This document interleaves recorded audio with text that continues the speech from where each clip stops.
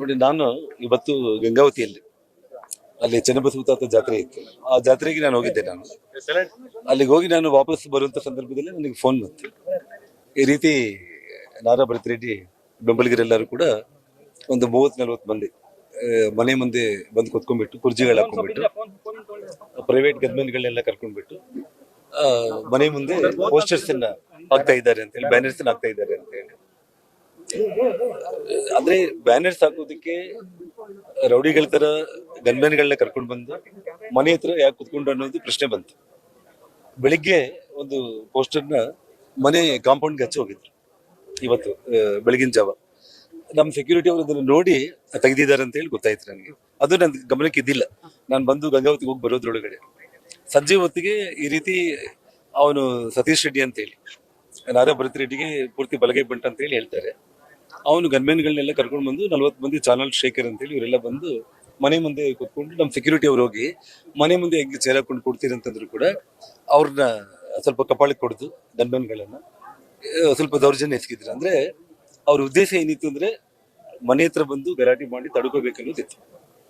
ಅವನಿಗೆ ಏನಾಗಿದೆ ಅಂದ್ರೆ ಈ ಶಾಸಕರಿಗೆ ನಗರದಲ್ಲಿ 2.5 ವರ್ಷ ಆದ್ರೂ ಕೂಡ ಅಭಿವೃದ್ಧಿ ಕೆಲಸಗಳು ಮಾಡ್ಲಿಕ್ಕೆ ಅವನ ಕೈಲಿ ಆಗ್ಲಿಲ್ಲ. ಒಂದು ವಾಲ್ಮೀಕಿ ಸ್ಟ್ಯಾಚು ಕೂಡಿಸ್ತಾ ಇದ್ದಾನೆ, ಇಡೀ ಸಿಟಿ ಎಲ್ಲ ಆರ್ಭಾಟ ಮಾಡ್ತಾ ಇದ್ದಾನೆ. ಅದ್ರ ಬಗ್ಗೆ ನಾವು ತಲೆ ಕೆಡಿಸ್ಕೊಂಡಿಲ್ಲ.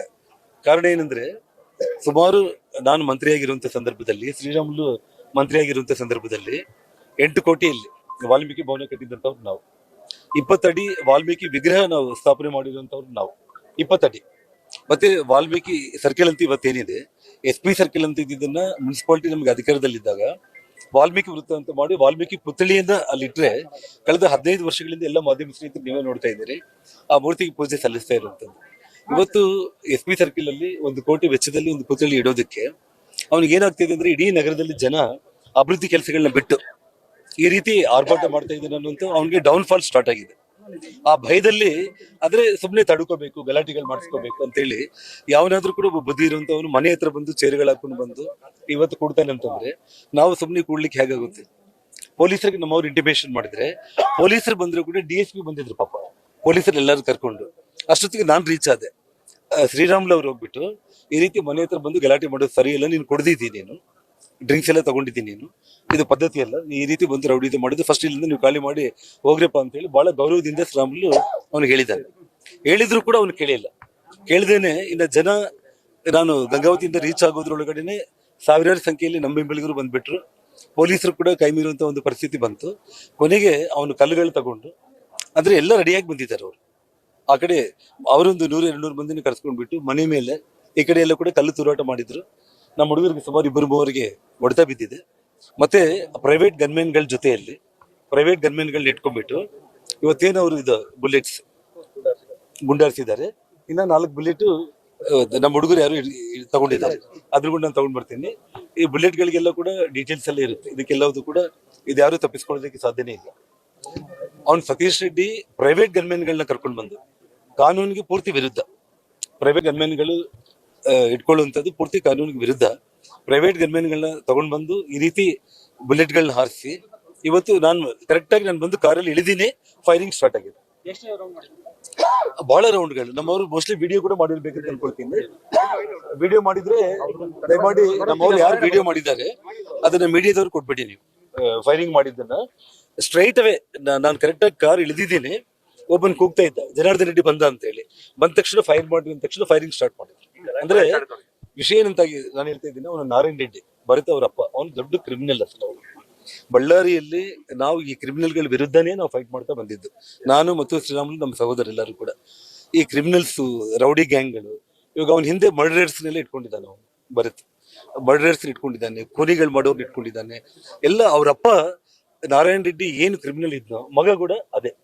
ಇವತ್ತು ಅವ್ನು ಏನ್ ಅನ್ಕೊಂಡಿದ್ದ ಅಂದ್ರೆ ಹುಚ್ಚ, ಇವತ್ತು ಸೋಮಶೇಖರ್ ರೆಡ್ಡಿ, ಲಕ್ಷ್ಮೀ ಅರುಣ ಓಟ್ಗಳೆಲ್ಲ ಸೇರಿದ್ರೆ ಅವನು ನಮಗಿಂತ ಕಡಿಮೆನೆ, ಅವ್ನು ಸೋಲ್ತಾ ಇದ್ದ. ಅವನು ಅದೇ ಬಲ ಅಂತ ಅನ್ಕೊಂಡಿದ್ದಾನೆ. ಅಭಿವೃದ್ಧಿ ಮಾಡ್ಲಿಕ್ಕೆ ಅವ್ನ ಕೈಲಿ ಆಗ್ತಾ ಇಲ್ಲ.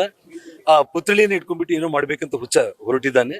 ಮತ್ತು ಮನೆ ಮೇಲೆ ದಾಳಿ ಮಾಡಿ ನನ್ನ ಮೇಲೇನೆ ಇವತ್ತು ಫೈರಿಂಗ್ ಮಾಡೋದಕ್ಕೆ ಇವತ್ತು ಮಾಡಿದ್ದಾರೆ. ಅಂದ್ರೆ ಒಬ್ಬ ಶಾಸಕನಾಗಿ, ಒಬ್ಬ ಮಾಜಿ ಸಚಿವನಾಗಿ, ಇವತ್ತು ಒಬ್ಬ ಭಾರತೀಯ ಜನತಾ ಪಕ್ಷದ ಒಬ್ಬ ನಾಯಕನಾಗಿರುವಂತ ನನಗೆ ಇಷ್ಟೆಲ್ಲ ಭದ್ರತೆಯನ್ನು ಇಟ್ಕೊಂಡಿದ್ರು ಕೂಡ ಇವತ್ತು ಈ ರೀತಿ ಫೈರಿಂಗ್ ಮಾಡುವಂತ ಸ್ಥಿತಿಗೆ ಇವತ್ತು ತಲುಪಿದ್ದಾರೆ ಅಂತಂದ್ರೆ ಇವತ್ತು ಕಾಂಗ್ರೆಸ್ ಪಕ್ಷ ಹೀನಾಯವಾಗಿ ರಾಜ್ಯದಲ್ಲಿ ರೌಡಿಗಳ ಗೂಂಡಗಳ ರಾಜ್ಯ ಆಗಿದೆ. ಏನ್ 25 ವರ್ಷಗಳ ಹಿಂದೆ ಈ ರೌಡಿ ಸಾಮ್ರಾಜ್ಯಗಳನ್ನ ನಾವು ಅಂತ್ಯ ಮಾಡಿದೀವೋ, ಇವತ್ತು ಇನ್ನೊಬ್ಬ ರೌಡಿ ಈ ಬಳ್ಳಾರಿ ನಗರದಲ್ಲಿ ಇವತ್ತೇನು ಅವನು MLA ಆಗಿ ನನ್ನ ಮನೆ ಮೇಲೇನೆ ಇವತ್ತು ರೌಡಿಗಳನ್ನ ಗ್ಯಾಂಗ್ಗಳನ್ನ ಕಳಿಸಿ ಪೋಸ್ಟರ್ ನೆಪದಲ್ಲಿ ಫೈರಿಂಗ್ ಮಾಡೋ ಹಂತಕ್ಕೆ ಅವ್ನು ರೀಚ್ ಆಗಿದ್ದಾನೆ ಅಂತಂದ್ರೆ ಇವತ್ತು ಎಷ್ಟು ಕಾನೂನು ಹದಗೆಟ್ಟಿದೆ ಅನ್ನೋದೊಂದು ಲೆಕ್ಕ. ಇವತ್ತು ಶೋಭಾ ರಾಣಿ SP ಅವರು ಇವತ್ತು ವಾಲಂಟ್ರಿಯಾಗಿ ಅವರೇ ಟ್ರಾನ್ಸ್ಫರ್ ತಗೊಂಡು ಬಳ್ಳಾರಿ ನನ್ನ ಕೈಲಿ ಆಗಲ್ಲ ಅಂತೇಳಿ, ಯಾಕಂದ್ರೆ ಅವರು ಈ ಕ್ಲಬ್ಗಳು, ಗಾಂಜಾಗಳು, ಮಟ್ಕಾಗಳು, ಉಸುಗ್ಗಳು, ಕಾಂಟ್ರಾಕ್ಟ್ಸ್ ಎಲ್ಲ ಫ್ರಾಡ್ಗಳನ್ನ, ಕ್ರಿಮಿನಲ್ಸ್ ಅನ್ನ ಅವ್ರು ಅರೆಸ್ಟ್ ಮಾಡ್ಲಿಕ್ಕೆ ಅಂತ ಹೋಗ್ಬೇಕು. ಮೇಲೆಯಿಂದ ಇವರು ಫೋನ್ ಮಾಡೋದು, ಅಲ್ಲಿಂದ ಗೃಹ ಮಂತ್ರಿಗಳು, ಉಪಮುಖ್ಯಮಂತ್ರಿಗಳು, ಮುಖ್ಯಮಂತ್ರಿಗಳಿಂದ ಫೋನ್ಗಳು, ಅವ್ರ SP ನನಗೆ ಸಾಕಾಗೋಗಿದೆ ಅಂತ ಹೇಳ್ಬಿಟ್ಟು ಮತ್ತೆ ನಾವ್ ಯಾರು ಇಂಟರ್ಫಿಯರ್ ಆಗ್ತಾ ಇಲ್ಲ. ನಾವು ನೋಡೋಣ, ಪೊಲೀಸರು ತಾವೇ ಪತ್ರಕರ್ತರು ನೋಡ್ತಾ ಇದ್ದೀರಿ, 2.5 ವರ್ಷ ಆದ್ರೂ ಕೂಡ ನಾವು ಅವ್ರ ತಂಟೆಗೆ ಹೋಗ್ತಾ ಇಲ್ಲ. ಯಾಕೆಂದ್ರೆ ಅವನ ಅಂತ್ಯ ಅವನಿಗೆ ಭಗವಂತನೇ ಕೊಡ್ಬೇಕು.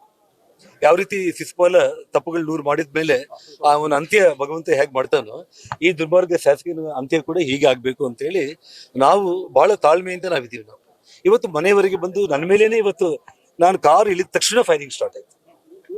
ಕಾರ್ ಇಳಿದ ತಕ್ಷಣ ಇವತ್ತು ಫೈರಿಂಗ್ ಶುರು ಆಯ್ತು.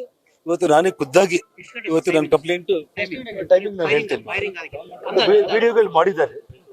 ನಾನು ಇವಾಗ ಇಲ್ಲಿಗೆ ನಾನು ಬಂದಿದ್ದು ಟೈಮಿಂಗ್ ಇದೆ, ಯಾಕಂದ್ರೆ ನನಗೆ ಲೈಫ್ 360 ಇದೆ.